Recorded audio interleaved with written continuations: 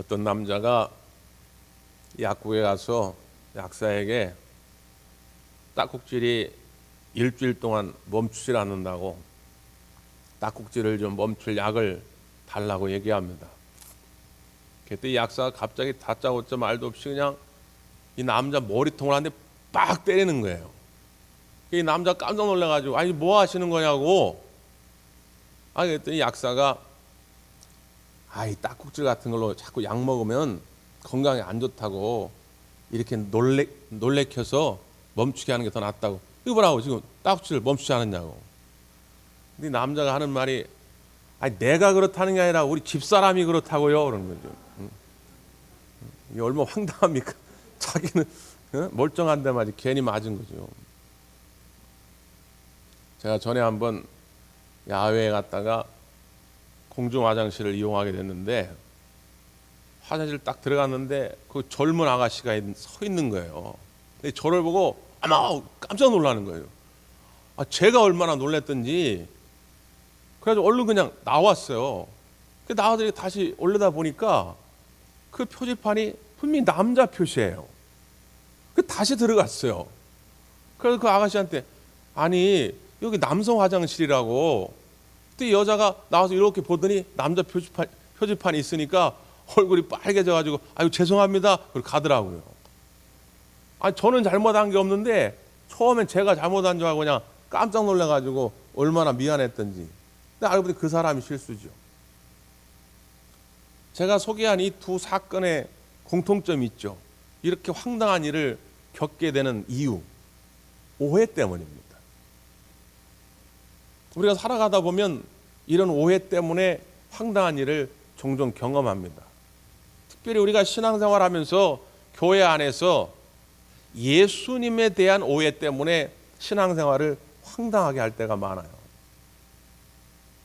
교회 안에서 그런 말을 하면 안 되는데, 교회 안에서 그런 행동을 하면 안 되는데, 예수님 믿는 사람이라면 그렇게 살면 안 되는데, 우리가 이해할 수 없는 그런 황당한 일들을 경험하는 이유가 뭐냐? 예수님에 대한 오해입니다. 예수님이 어떤 분인지를 잘 모르는 거죠. 예수님께서 그럴까봐 우리들에게 내가 이 땅에 온 분명한 이유와 목적이 있다. 이걸 친히 설명한 구절이 많이 있습니다. 인자가 온 것은, 인자라는 말의 뜻은 뭐라고 그랬어요? 사람의 아들. 해석하면 그냥 그런 뜻인데 단순히 사람의 아들이란 뜻이 아니라 메시아를 나타낼 때 쓰는 관용적인 표현이라 그랬죠. 내가 메시아로서 이 땅에 온 이유는 이런 것이다. 그러면서 오늘 본문의 말씀 가운데도 하나를 설명하고 계십니다. 자, 성경을 한번 다시 볼까요? 45절 시작.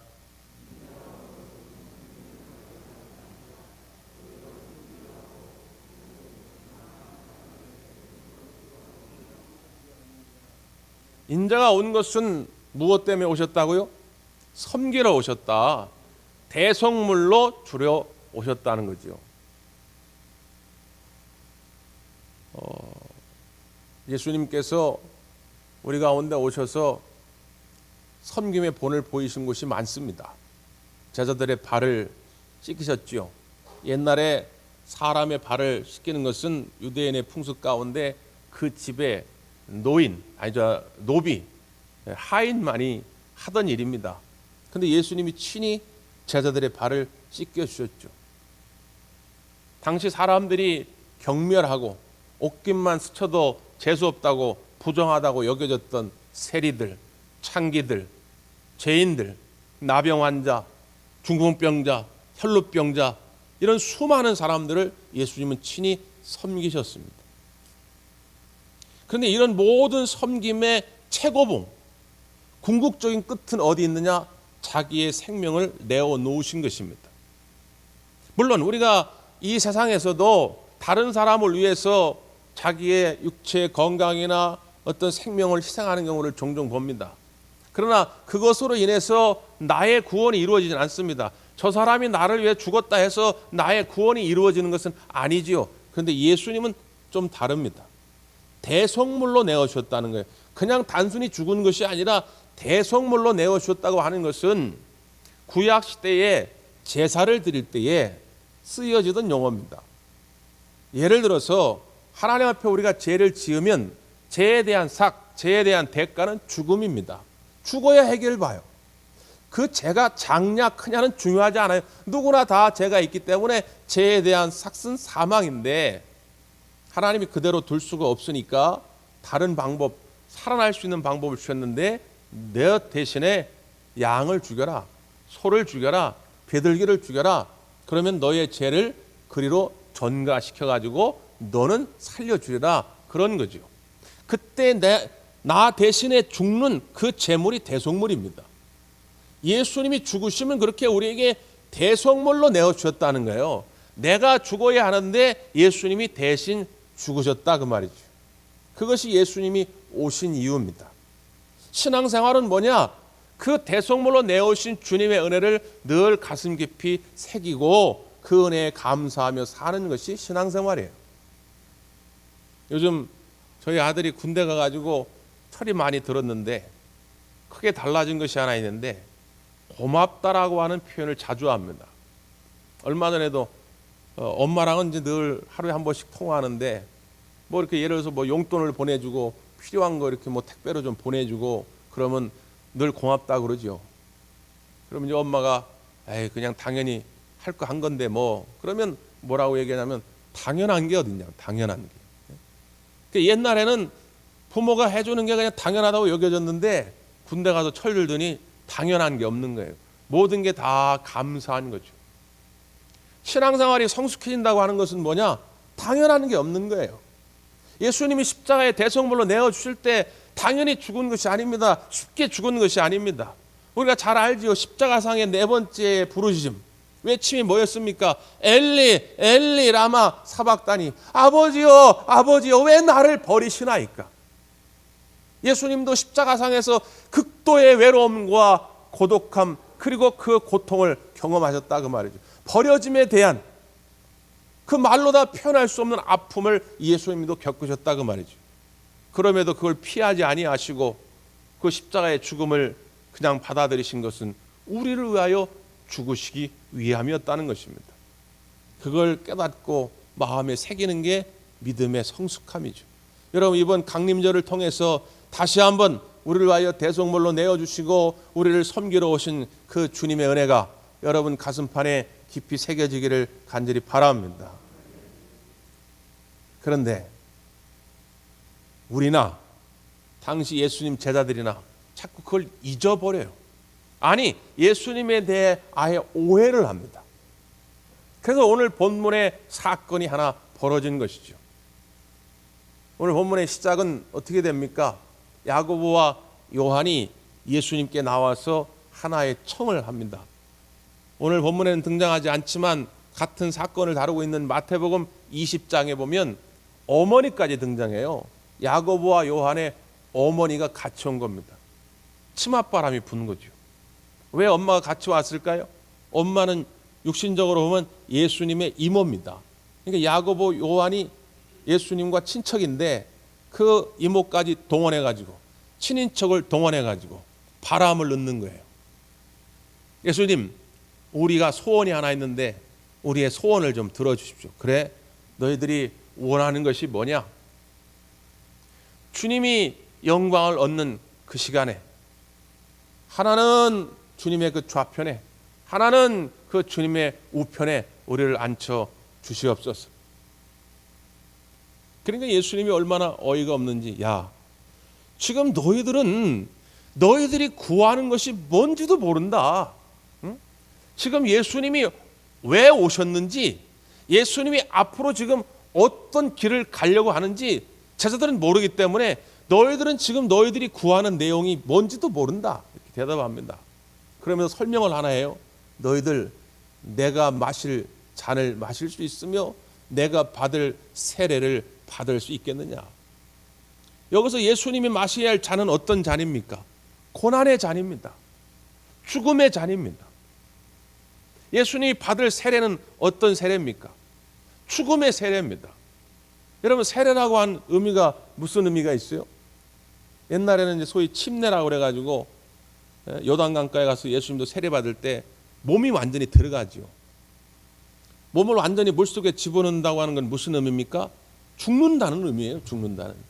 지금 우리 감리교회에서는 그냥 약식으로 세례를 하죠. 머리에 물을 뿌립니다. 이 머리에 물을 뿌린다고 하는 것은 이 머리 밑으로는 다 물속으로 들어가라는 거예요. 물속으로 들어가면 어떻게 됩니까? 한 1분만 지나면 숨을 못 쉬어가지고 죽습니다. 세례 받는다고 하는 건 뭐냐? 죽으라는 거예요. 예수님을 믿기 전에 제약된 나의 모습은 완전히 죽어버리고 세례 받고 거듭나서 새롭게 태어나라고 하는 것이죠. 그 예수님이 내가 받을 세례라고 하는 것은 십자가를 통해 죽으심의 세례예요. 너희들 그걸 할 수 있겠느냐? 그때 야고보와 요한이 예수님이 하시는 말뜻이 뭔지도 모르고 네, 할 수 있습니다. 딱 그러는 거예요. 지금 야고보와 요한은 뭘 생각하고 있어요? 예수님이 마실 잔은 영광의 잔이요 승리의 잔. 브라보! 아주 승리해가지고 축하 파티를 벌이면서 마시는 잔으로 생각하는 거예요.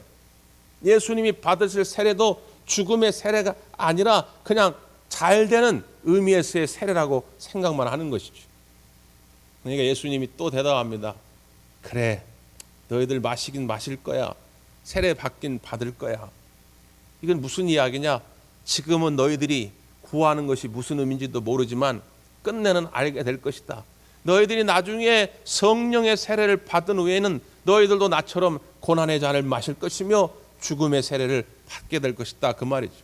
실제로 예수님께서 부활하시고 또 승천하신 후에 그리고 성령의 세례가 마가의 다락방에 임하는 것을 경험한 제자들이 완전히 달라지지요. 그래서 목숨을 걸고 이제는 주님을 따라 살기 시작합니다. 그래서 예수님의 12 제자 가운데 바로 야고보가 첫 번째 순교를 당하지요. 목이 베어서 죽음을 맞이합니다.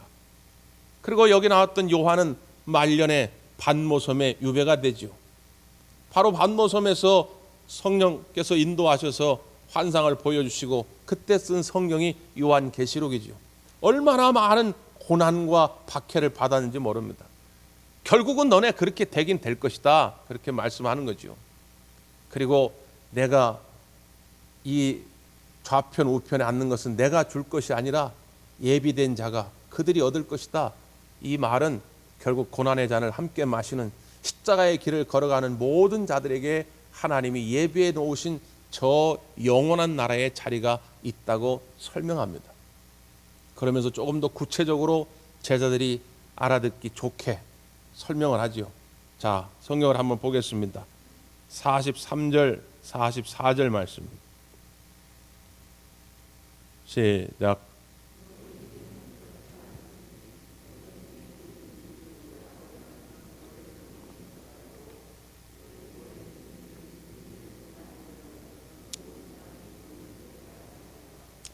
아멘.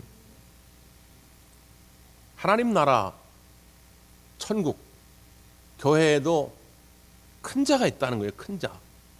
으뜸인 사람이 있다는 거예요. 그러니까 거룩한 의미에서 여러분 큰 자가 되고 으뜸이 되는 것을 포기할 필요는 없습니다.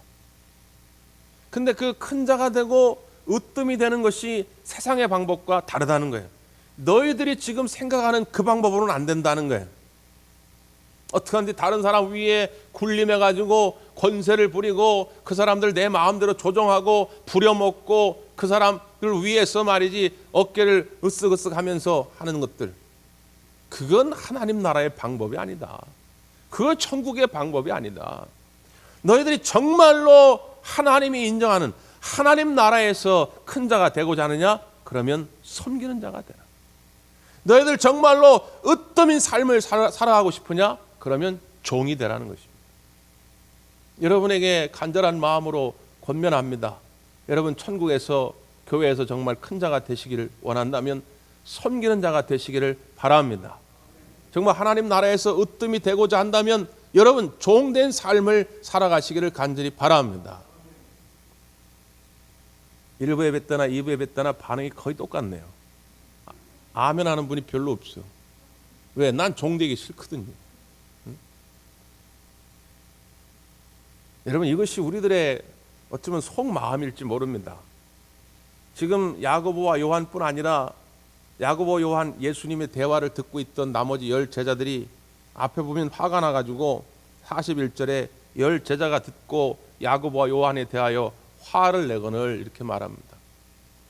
야고보와 요한이 좋은 자리에 앉혀달라고 하는 것을 보면서 화를 낸 거지요. 근데 왜 화가 났을까요? 야, 너는 왜 예수님의 뜻을 못 알아듣고 너네들 그렇게 예수님 마음을 아프게 해? 그래서 화가 났을까요? 지금 10제자가 화가 난 것은 다른 이유가 아니라 왜 너네들만 좋은 자리에 앉아? 왜 너네들만 높은 자리에 앉아? 나도 예수님 따를 만큼 따랐어. 나도 교회 다닐 만큼 다녔어. 나도 교회 뭐 한다고 해서 봉사할 만큼 했어. 왜 너네만 좋은 자리에 앉고 높은 자리에 앉아? 그래서 화가 난 거예요. 12명의 제자가 이때 당시 똑같은 마음을 가지고 있었다고 하는 것이죠. 속세에 세상적인 기준에 얽매여 있었기 때문에 하나님 나라의 원리를 제대로 알지 못했던 것이죠. 그것이 진짜 축복임을 몰랐던 것이죠. 지금도 여전히 신앙생활에 황당한 경우를 경험하는 것은 뭐냐? 바로 예수님의 오신 목적을 제대로 깨닫지 못하고 하나님 나라의 원리를 깨닫지 못하고 세상적인 방법으로 뭔가 해보려고 한 사람들 때문에 황당한 사건들이 벌어집니다. 교회에서는 저러면 안 되는데, 그리스도인은 저렇게 말하면 안 되는데, 그런 일들이 뭐예요? 예수님에 대한 오해입니다. 다시 한번 여러분 간절하게 권면하고 여러분에게 말씀드립니다. 진짜 신령한 복을 받는 지름길이 여기 있기 때문에 제가 여러분에게 강조해서 말씀드리는 거예요. 여러분 천국에서 교회에서 큰 자가 되길 원하십니까? 섬기는 자가 되시기를 바랍니다. 여러분 정말 하나님께 인정받는 하나님 나라의 으뜸인 자가 되시기를 원하십니까? 여러분 형제와 이웃의 종된 삶을 살아가시기를 간절히 바랍니다. 종은 뭡니까? 주인이 잘 되면 좋은 거죠. 주인이 잘 됐다고 시샘하는 종이 어디 있습니까? 주인이 잘 돼야 나도 잘 되는 건데, 내 형제와 이웃이 잘 되는 것이 나의 기쁨이 될 줄 아는 사람, 이것이 종된 삶을 살아가는 사람이에요. 이런 사람을 하나님은 으뜸으로 여겨주시겠다고 하는 것이죠. 옛날 윌리엄 부스 목사님이, 원래는 감리교 목사님이었는데 조금 더 강력하게 그리스도의 가르침을 삶으로 실천하기 위해서 구세군을 창설합니다. 그래서 구세군은 조직이 군대 조직입니다. No! 이런 말이 없어요. Yes! 무조건 복종입니다. 하나님이 주시는 말씀, 그리스도 주시는 말씀, 교회 지도자들에게 위임된 그리스도의 말씀 앞에 그들은 무조건 복종하면서 그리스도의 삶을 실천하는 그런 삶을 살았어요. 그래서 구세군이 창설되자마자 정말 폭발적인 부흥이 일어납니다. 영국뿐 아니라 미국, 전 세계 많은 사람들이 이 구세군에 입대하기 위해서 윌리엄 부스 앞에 나오죠. 그때 미국의 사무엘 브랭글이라고 하는 사람이 이 구세군의 소식을 듣고 영국으로 넘어옵니다. 사무엘 브랭글은 이미 목사였는데 그 구세군에 입대하기 위해서 목사의 직도 다 내려놓습니다. 그런데 윌리엄 부스가 그를 보고 처음에는 좀 못마땅했어요. 뭐라고 얘기했냐면, 당신은 여기에 어울리지 않습니다. 왜냐하면 당신은 이미 보스의 삶을 너무 오래 살았습니다. 너무 위에 군림하는 삶을 오래 살았다 그 말이에요. 여기서 복종하는, 순종하는 이런 훈련을 당신은 받기가 쉽지 않을 거라고. 근데도 이 사무엘 브랭글이 워낙 완고하게 난 끝까지 이 구세군에 입대하고 싶습니다, 이렇게 얘기를 하니까 그럼 알았습니다. 그래서 훈련소에 일단 받아줍니다. 그리고 그에게 시켰던 일이 뭐냐면 그 훈련받고 있는 다른 훈련병들의 군화를 닦아주는 일을 시킵니다. 나름대로 미국에서 목회하고 나름대로 위치를 가지고 지위를 가지고 살아왔던 사람인데 거기 가가지고 다른 사람들의 군화를 매일 닦고 있으니까 어느 날 시험이 찾아오죠. 내가 지금 이 다른 사람들 신발이나 닦아주려고 내가 지금 여기까지 왔나? 그런데 그날 저녁에 꿈을 꿉니다. 그 꿈속에서 예수님을 만납니다. 어떤 예수님이냐? 손이 거칠거칠한, 누가 탁 봐도 정말 고된 일을 어려운 일을 한 것 같은 그런 손입니다.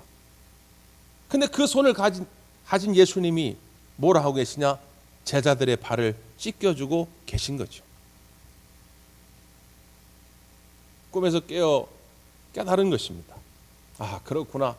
예수님도 제자들의 발을 씻기셨는데 내가 뭐라고 같은 훈련병들의 군화를 못 닦게 주겠는가? 다른 사람을 보지 말고 예수님만 생각하면서 내가 이 훈련을 감당해 내리라.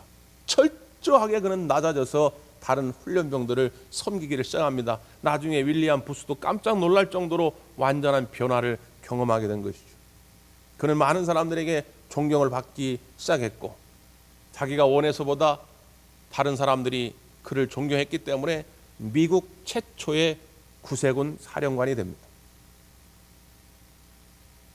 왜 우리가 이 예수님의 말씀 앞에 전적으로 순종하지 못하고 입으로는 종이 되겠다고, 입으로는 섬기는 자가 되겠다고 말하면서도 신앙생활하면서 계속해서 내 안에서 이 샘솟는 뭔가 다른 사람보다 위에 있고 싶은, 군림하고 싶은 이 욕망을 왜 절제하지 못할까? 그리고 왜 섬기다가도 우리에게 시험이 찾아오고 넘어지고, 목사님 나 이제 그만할래요. 나만 왜 이렇게 고생합니까? 아, 왜 나만 교회 청소해야 돼요? 아, 나만 왜 이런 봉사해야 돼요? 아, 나만 왜 기도하고 전도해야 돼요? 왜 이런 마음들이 왜 생겨날까? 목회하면서 고민거리 중에 하나입니다. 베드로전서 4장 11절에 보면 이런 말씀이 있습니다. 만일 누가 말하려면 하나님의 말씀을 하는 것 같이 하고 누가 봉사하려면 하나님이 공급하시는 힘으로 하는 것 같이 하라. 이는 범사에 예수 그리스도로 말미암아 하나님이 영광을 받으시게 하려 함이라. 누구든지 봉사를 하려거든 하나님이 그 능력을 공급하시는 힘으로 하는 것 같이 하라. 이게 무슨 말입니까? 내가 시간이 있고 돈이 있고 재주가 있어서 하는 것이 아니라 하나님이 그 힘을 공급해 주셨기 때문에 한다고 생각하고 그런 고백을 가지고 하라는 것이죠. 왜 그러냐? 그렇게 될 때 그리스도 예수 안에서 하나님만 영광을 받게 된다고 하는 것입니다. 왜 우리의 섬김이 끝까지 충성된 섬김으로 나타나지 못할까? 그 이유는 뭐냐? 우리 안에 끊임없이 하나님의 영광을 위하여와 나의 영광을 위하여 이 두 가지의 가치가 충돌하고 있다는 것입니다. 끊임없이 이것이 갈등한다고 하는 것입니다. 하나님의 영광을 위하여 섬기면 내 마음에 기쁨이 있습니다. 흔들리지 않습니다. 그러나 자기의 영광을 위하여 하기 시작하는 그 순간 이 일은 열심히 해놓고도 하나님의 영광을 가리고 주변 사람들을 피곤하게 만들게 되는 것이죠. 그리고 쉽게 낙심합니다. 제가 참 좋아하는 찬양 가운데 하나가 당신의 그 섬김이 천국에서 해같이 빛나리. 당신의 그 겸손이 천국에서 해같이 빛나리.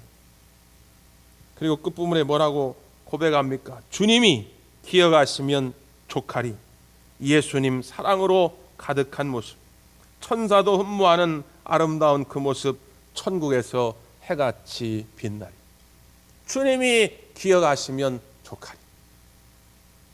이 믿음, 여러분이 어디서든지 이름 없이 빚도 없이 주를 위해 섬길 때 우리 주님이 기억하실 줄 믿습니다. 지치지 마시고 여러분에게 맡겨주신 그 사명을 따라 섬김의 삶을 살아가시기를 간절히 바랍니다. 기도하겠습니다.